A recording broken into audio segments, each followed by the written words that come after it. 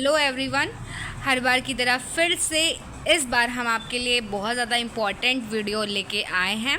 तो जैसे आप देख सकते हैं, देख के ही आपको समझ में आ गया होगा कि हम सिलेबस का डिस्कशन करने वाले हैं प्रोफेसर राजेंद्र सिंह रज्जू भैया यूनिवर्सिटी प्रयागराज। ठीक है, ये जो पेपर है, जो हमारा पेपर 1 है, वो बीएससी 5th सेमेस्टर का होने वाला है, 5th सेमेस्टर का है, जिसमें plant physiology and metabolism and bio chemistry है। इसमें हम डिस्कस करेंगे वो उन यूनिट के बारे में जो यूनिट हमारे लिए बहुत ज़्यादा इम्पॉर्टेंट है।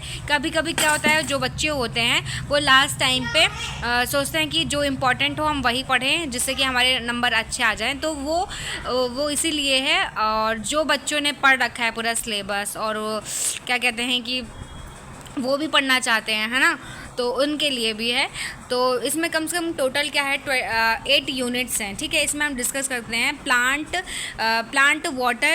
Water relation, minerals, nutrition, transpiration and translocation in a phloem, importance of water potential, it's component, ये ज़्यादा इंपॉर्टेंट है, हर बार पूछा जाता है। ट्रांसपिरेशन एंड सिग्निफिकेंस रोल्स भी पूछा जाता है, फैक्टर अफेक्टिंग ट्रांसपिरेशन भी पूछा जाता है, रूट प्रेशर एंड गटेशन पूछा जाता है, criteria essentially of elements and role of essential elements, symptoms of mineral deficiency in major crops में, transport of ions across cell membrane, active and passive भी पूछा जाता है, and composition of a phloem. यानी कि ये जो फर्स्ट यूनिट है, ये अपने आप में बहुत ज़्यादा स्कोरिंग यूनिट है, यहाँ से आप काफ़ी ज़्यादा स्कोर कर सकते हैं। तो फर्स्ट यूनिट आप ज़रूर पढ़ के जाएँ।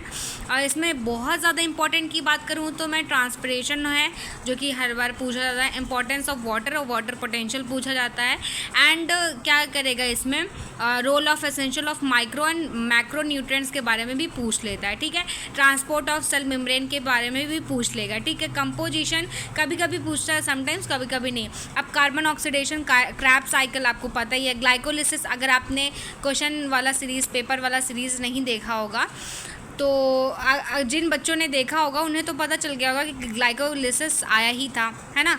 और fat of pirate, aerobic anaerobic respiration and fermentation, regulation of a glycolysis, oxidative pentose phosphate pathway भी आता है ये, ऑक्सीडेटिव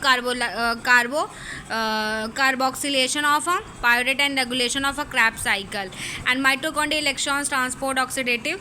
तो इसमें क्या होता है, क्रैब साइकिल ज़्यादा आता है, ग्लाइकोलिसिस आता है, और ऑक्सीडेटिव फॉस्फोराइलेशन इसमें इस यूनिट में बहुत ज़्यादा पूछा जाता है। तो अगर आपने कॉपी पेन नहीं लेके बैठे हैं तो प्लीज़ कॉपी पेन लेके बैठ जाइए और नोट करते जाइए। नाइट्रोजन मेटाबॉलिज्म क्या होता है, नाइट्रेट एसिमिलेशन पूछता है, और बायोलॉजिकल सबसे ज़्यादा इंपॉर्टेंट है बायोलॉजिकल नाइट्रोजन फिक्सेशन जो होता है वो ज़्यादा इंपॉर्टेंट है। ठीक है, फिर इसके बाद करेंगे lipid metabolism and photosynthesis, lipid metabolism synthesis of breakdown of triglycerides के बारे में पूछा जाता है।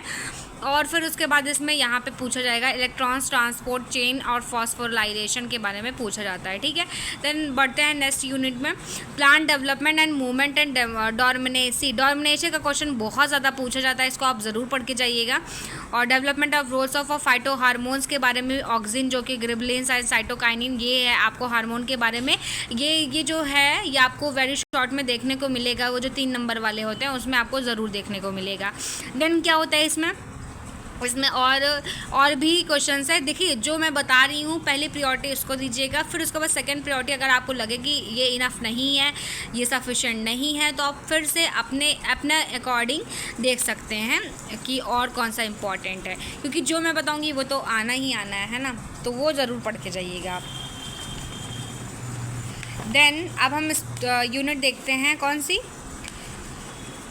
6th यूनिट, बायोमोलिक्यूल्स भी अपने आप में बहुत ज़्यादा इम्पॉर्टेंट चैप्टर है स्कोर करने के लिए, क्योंकि आपने इसको पहले भी पढ़ रखा है, और सबसे इजी यूनिट्स कह सकते हैं। इजी क्या टफ, अगर आपने पढ़ रखा है तो इजी, नहीं पढ़ रखा है तो टफ यूनिट तो फिलहाल तो मुझे लगता है नहीं भी पढ़ रखा होगा, है ना। तो कार्बोहाइड्रेट के बारे में पूछा जाता है, इसका क्लासिफिकेशन पूछा जाता है कि क्लासीफाई करके दो भैया इसको, और ये पूरा ऑलिगोसैकेराइड्स और ये है, इसमें ये है। लिपिड्स के बारे में भी क्वेश्चन पूछे जाते हैं। नॉर्मली वो क्या करेंगे, 9 और 15 में नंबर्स में ये पूछेंगे। प्रोटीन्स में हाँ, स्ट्रक्चर ऑफ अमीनो एसिड और पेप्टाइड्स बॉन्ड का, ये सब का स्ट्रक्चर पूछ लेता है, और रामचंद्रन प्लॉट भी पूछ लेता है समटाइम्स। आइसोइलेक्ट्रिक पॉइंट पूछेगा। Isoelectric point most important question बन गया है। न्यूक्लिक एसिड क्या सोर्स ऑफ नाइट्रोजनस बेस, ये भी पूछा जाता है। और एंजाइम्स के बारे में भी क्लासिफिकेशन ऑफ एंजाइम्स पूछा जाता है, कोफैक्टर्स एंड ये एंजाइम, ये सारी चीज़ें पूछी जाती हैं। ठीक है, तो अगर आपको वीडियो पसंद आया हो तो please like, comment, share and subscribe.